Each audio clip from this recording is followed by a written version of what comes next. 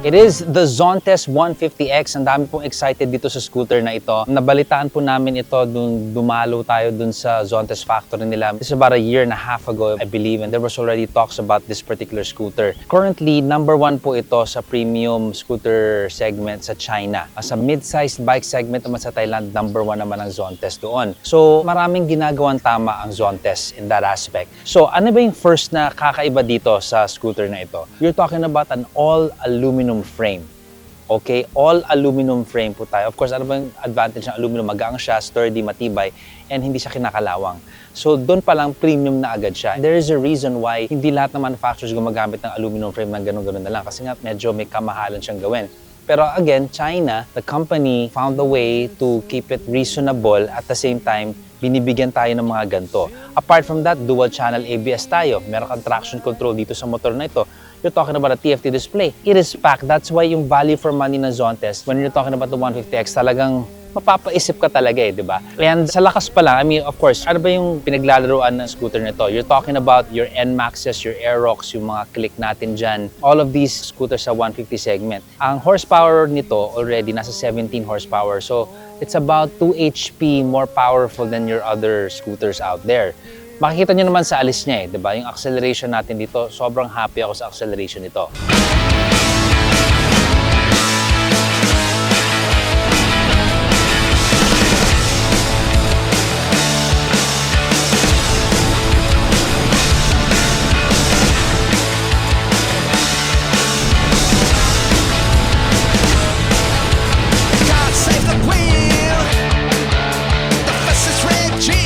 Makina po natin, single cylinder, 4-stroke, 4-valve, single overhead cam, displacement 149.5cc, max power natin 17.7 HP, tapos yung ating torque 15.5 Newton meters. Again, amongst the contemporaries niya out there sa madla na nasa 150cc segment, medyo mas may lakas ito. Cooling system natin, liquid cooled, fuel supply, electronic fuel injection, of course, EFI na. Fuel capacity natin 12 liters. Wheelbase natin is 1.375mm, tapos seat height natin 750mm. Now, as you can see, sa laking bulas ko nito, laki ko talaga yun. But I mean, okay siya. I mean, pakiramdam ko dito, I feel that yung chest niya is a bit on the lower sa ibang napapansin ko. Ito yung sa pakiramdam ko. I'm talking about the chest height versus the seat. Lapat yung aking feet dito. I am 6 feet tall. Ito, feeling ko para siyang mababa sa akin dito. As opposed yung ibang pakiramdam ko dati mataas yung chest natin dito. And then, very neutral ang ating seating position. Of course, upright.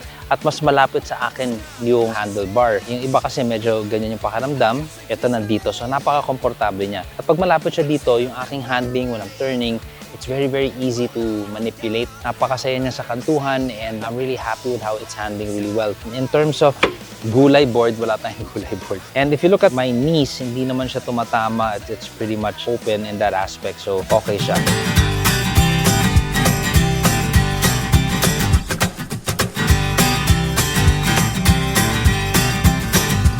When I'm out walking, I strut my stuff and I'm so strung out.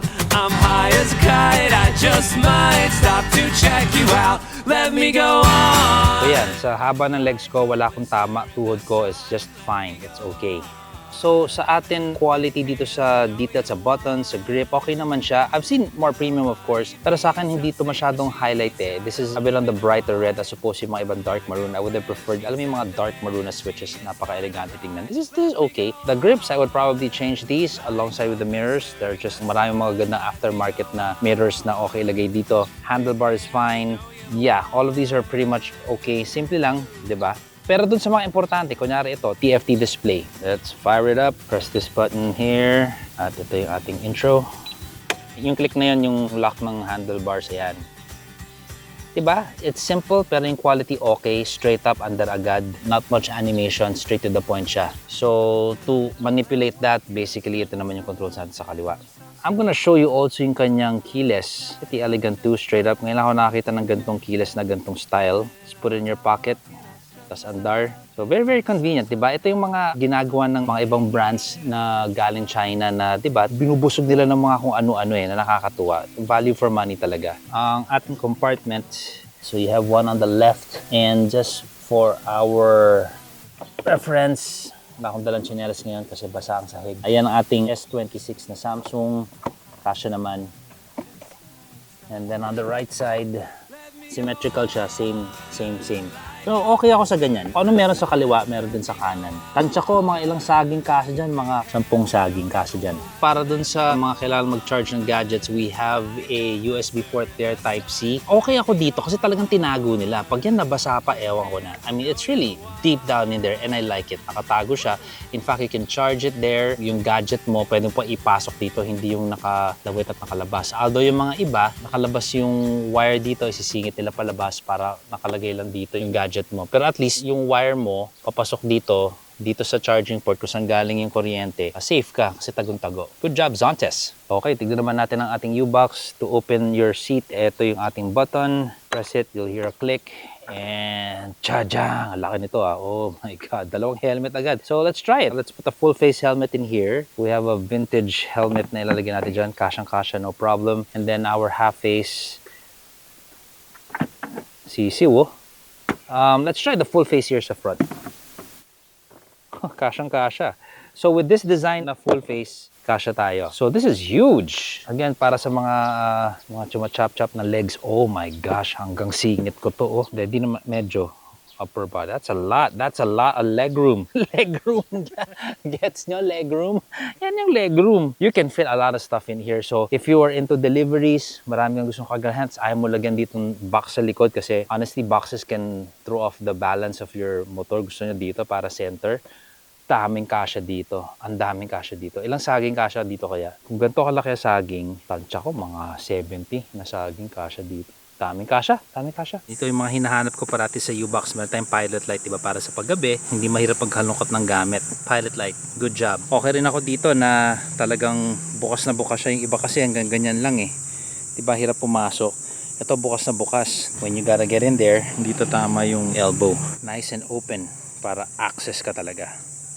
So meron tayong sabitan ng gulay dito, pero wala tayong gulay board. Ang laki naman ng space mo dito sa upuan sa ilalim eh. Diyan mo na ilagay yung gulay mo. Dito siguro mga asukal. Tsaka mga ibang mas maliliit na pwede mo isabit dito. Isabitan siya. So ang okay naman dito sa gasolinahan, pag ikaw ay naka-on, tignan mo to. Just lift this up, bukas, access ka na agad.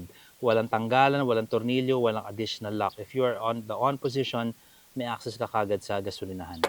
Very convenient.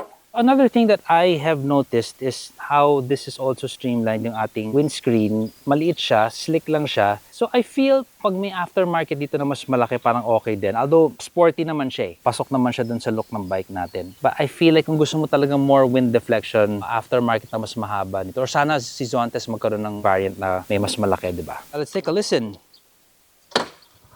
So yes, meron tayong safety kill switch sa side stand, which is good. Yung tunog natin.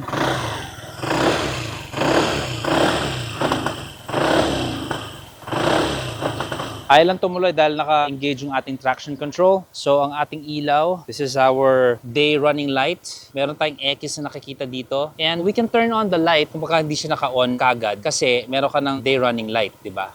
Pero kung gusto mong i-on yung ilaw, yan ang ating ilaw. Yon. Ganda, di ba? This is a nice looking face. Tapos sa likod naman, di ba? Complementary din. Meron tayong split dito. When you press the brakes, LED all the way, that is what you get. Ayos. So right now, papakita ko sa inyo yung full potential top speed niya pag wala tayong load. Yung pinakasagad niya na according to gearing and its power, ito na yon.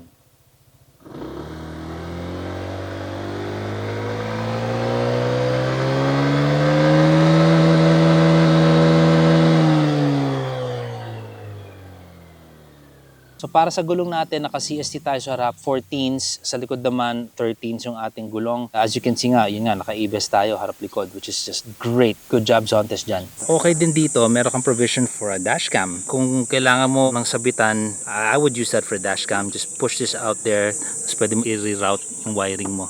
So dito meron din tayong abang sa likod for your rear cam. Actually sana sinama na nila, no? Pero yun nga, tataas na naman presyo. But I think it would be nice kung meron dyan.